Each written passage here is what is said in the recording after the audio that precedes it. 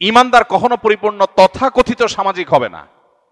বহু কাজে ইমানদার বলবে না সমাজ কি বলে দেখার দরকার না, আমার ইমান আমল কি বলে আমি সেটা দেখবো, তাতে যদি গোটা সমাজের বিরুদ্ধে যেতে হয় যাব। এটাই হলো ইমানের দাবি, এটা হলো তাকওয়ার দাবি, এটা হলো অটল এবং অবিচল থাকার কথা। আব্দুর রহমান ইবনে শাইবা রাদিয়াল্লাহু তাআলা আনহুর হাদিস আমাদের সবার কাছে বাঁধাই থাকা উচিত, লিখে রাখা উচিত, চোখের সামনে রাখা উচিত। তিনি বলেছেন, নবী সাল্লাল্লাহু আলাইহি সাল্লাম থেকে তিনি শুনেছেন, বাদা আল ইসলামু গরিবান ওয়া সায়াউদু কামা বাদা ফাতুবা লিল গুরাবা। নবীজি বলেছেন, ইসলাম পৃথিবীতে এসেছে যখন, তখন সূচনার সময়ে, শুরুর সময় ইসলাম ছিল বেদুইন, মুসাফির, পথিকের মতো, অচেনা অজানা, যাকে কেউ যাচে না পুছে না, যাকে কেউ আপন করে নিতে চায় না। একজন মুসাফির, পথিক, অচেনা, তিনি কোনো এলাকায় গেলে, কোনো মহল্লায় গেলে, কোনো মসজিদে গেলে কেউই তাকে আপন করে নিতে চায় না, কেউ বাসায় তুলতে চায় না, কেউ ঘরে নিতে চায় না, কারণ চিনি না জানি না। সবাই তার থেকে নিজেকে দূরে রাখার চেষ্টা করে বা তার কাছে খুব বেশি ভেড়ে না, কেউ যাচ্ছে না, কেউ পৌঁছে না তাকে। নবীজি বলেছেন, ইসলাম যখন শুরুতে এসেছে পৃথিবীতে তখন এইরকম একটা অবস্থায় ছিল, কিন্তু একটা সময় ইসলামের শৌর্যবীর্য, ইসলামের প্রভাব প্রতিপত্তি, ইসলামের সাম্রাজ্য, ইসলামের জয়যাত্রা, ইসলামের প্রচার প্রসার এমন বেশি হবে যে গোটা পৃথিবীতে ইসলামের প্রভাব থাকবে। কিন্তু আবার পৃথিবীতে ইসলাম আগের জায়গায় ফেরত যাবে, অর্থাৎ আবার এমন একটা সময় আসবে কিয়ামতের আগে যে পৃথিবীতে ইসলামকে কেউ ধারণ করতে চাইবে না, ইসলামের পরিচয়ে কেউ পরিচিত হতে চাইবে না। ইউনিভার্সিটিগুলোতে আমাদের তরুণদের মধ্যে সালাম দেওয়া নিয়ে হীনমন্যতা হয়, সালাম দিতে চায় না, কারণ সালাম দিলে সে হুজুর হয়ে যাবে। এখানে কেউ সালাম দেয় না, এখানে হাই বলে, হ্যালো বলে, এটা সালাম দেয় না। ঠিক একইভাবে কর্পোরেট দুনিয়াতে, সেখানে যারা বসবাস করছেন, ব্যক্তিগত জীবনে ইসলাম যতই প্র্যাকটিস করুক, ওখানে উনি সালাম দেন না, কারণ এখানে সালাম দেওয়া না প্রচলন নাই। এরকম আরো বহু বিষয়ের প্রচলন নাই। তো এইরকম সময়গুলোতে নবী সাল্লাল্লাহু আলাইহি সাল্লাম বলেছেন, যখন পৃথিবী তার শেষ পরিণতির দিকে আসবে, ইসলাম আবারও ওই প্রথম যুগে যেরকম ইসলাম কেউ ধারণ করতে চাইতো না, মক্কাতে যখন ইসলাম শুরু হয়েছে, ইসলামের পরিচয় পরিচিত হওয়াটা রিস্কি ছিল। এই পরিচয় পরিচিত হলে তারপরে জুলুম নেমে আসতো, কেউ ওয়েলকাম করতো না, গরিব ছিল, অসহায় ছিল ইসলাম। নবীজি বলেছেন, কিয়ামতের আগে আবার এরকম একটা সময় আসবে যখন ইসলাম এরকম অসহায় হবে, কেউ ইসলামকে ধারণ করতে চাইবে না, সবাই জাতে উঠতে চাইবে। নবীজি বলেছেন, ফাতুবা লিল গুরাবা। এই যে শুরু এবং শেষ ইসলামের, মাঝখানে জয়যাত্রা, শুরুতে কঠিন সময় ছিল মক্কাতে, আবার কঠিন সময় আসবে পৃথিবীতে। এই দুই সময়ে যারা ইসলামকে ধারণ করে থাকবে, ওই অসহায় ইসলামকেই ধারণ করবে, সে জাতি উঠতে চাইবে না, সে সামাজিক, তথাকথিত সামাজিক হতে চাইবে না, সে সমাজের মানুষের দৌড়ে টিকে থাকতে চাইবে না, সে ইসলামের দৌড়টাকে টিকে রাখার চেষ্টা করবে। এই মানুষগুলোকে নবীজি বলেছেন, এরা হলো ইসলামের সে অসহায় সময়ের সঙ্গী। এই মানুষগুলো সম্পর্কে নবীজি বলেছেন, ফাতুবা, তারা যেন সুসংবাদ গ্রহণ করে, এদের জন্যই হলো আখিরাতের শেষ হাসি।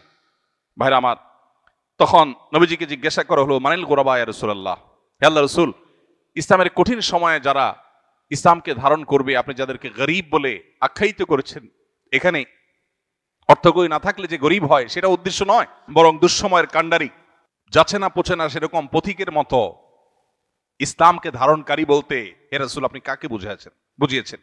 নবীজি তখন বলেছেন, আল্লাযীনা ইউসলিহুনা ইযা আফসাদান নাস, মানুষ যখন ফিতনায় পতিত হয়ে যাবে, সমাজ যখন নষ্ট হয়ে যাবে, তখন যারা মানুষের সংশোধনে কাজ করবে, নিজেরা কোরআন হাদিসের পথে থাকবে আর সমাজকে সংশোধনের পথে আহ্বান করবে, এই মানুষগুলো হলো সেই মানুষ যাদের জন্য নবী সাল্লাল্লাহু আলাইহি ওয়াসাল্লাম সুসংবাদ দিয়েছেন। ভাইরা আমার, সেরকম কঠিন সময় আমরা পার করছি। আমাদের দরকার এখন ঈমানকে আঁকড়ে ধরা, আমাদের দরকার এখন মুসলিম আইডেন্টিটিকে আঁকড়ে ধরা। আমরা দেখব চতুর্দিকে, আমাদের সন্তানদের, আমাদের পরিবারে, আমাদের আশেপাশে, আমাদের সমাজে, সোসাইটিতে, পরিবেশ সব দিকে আমরা দেখব যে সবাই জাতে ওঠার চেষ্টা করছে। কেউ তার অরিজিনকে ধরে রাখার, মৌলিকত্বকে ধরে রাখার, তার শেকড়কে সন্ধান করবার চেষ্টা করছে না। এটা নবী সাল্লাল্লাহু আলাইহি সাল্লাম বহু আগে ভবিষ্যদ্বাণী করেছেন যে এরকম সিচুয়েশন আসবে, সিচুয়েশন আরো জটিল হবে। তো সিচুয়েশন যখন জটিল হয়, তখন মানুষের প্রচেষ্টা আরো শক্ত হয়। আপনি সাধারণ পুকুরে যখন সাঁতার কাটেন, তখন আপনার যে অ্যাপ্রোচ থাকে, আপনি সমুদ্রের উত্তাল তরঙ্গের বিপরীতে যখন সাঁতার কাটেন, তখন অ্যাপ্রোচ একরকম থাকে না। আপনি যখন রাস্তায় স্বাভাবিকভাবে চলাফেরা করেন তখন আপনার সেই সতর্কতা থাকে না। যখন আপনি প্রচন্ড ঝড়ের পরিবেশে আপনি চলাফেরা করেন তখন আপনার পোশাক আশাক উড়ে যায় কিনা, সেগুলোর পরে যতটা আপনি সতর্ক হন। ঠিক একইভাবে ফিতনা সংকুল সময়ে ঈমান যেন টিকে থাকে, ঈমান যেন হারিয়ে না যায়, কুফরি এবং ফিতনার ঝড় যেন ঈমানকে লণ্ডভণ্ড করে দিতে না পারে, সেজন্য একজন ঈমানদার তিনি তার সব শক্তি দিয়ে তার ঈমানকে টিকিয়ে রাখার চেষ্টা করবেন। আল্লাহ রাব্বুল আলামিন আখিরি জামানার কিয়ামত পূর্ববর্তী ফিতনা সংকুল সময়ে আকাশ থেকে বৃষ্টির মতো অনবরত ফিতনা যখন পতিত হতে থাকে, যখন অন্ধকার ছেয়ে যায়, ভালো মন্দ নিরূপণ করতে পারি না, সংশয়বাদ যখন আমাদেরকে গ্রাস করে ঘিরে ধরে, এরকম সময় আল্লাহ তাআলা আমাদেরকে ঈমানের এই পরিচয়কে ধারণ করে থাকার তৌফিক দান করুন। ভাইরা আমার, আমরা চতুর্দিকে দেখি নানাবিধ ফিতনা, ফিতনার তালিকা, ফিতনার নজির, ফিতনার দৃষ্টান্তগুলো যদি আমরা আলোচনা করতে চাই সেটা অনেক লম্বা, অনেক দীর্ঘ।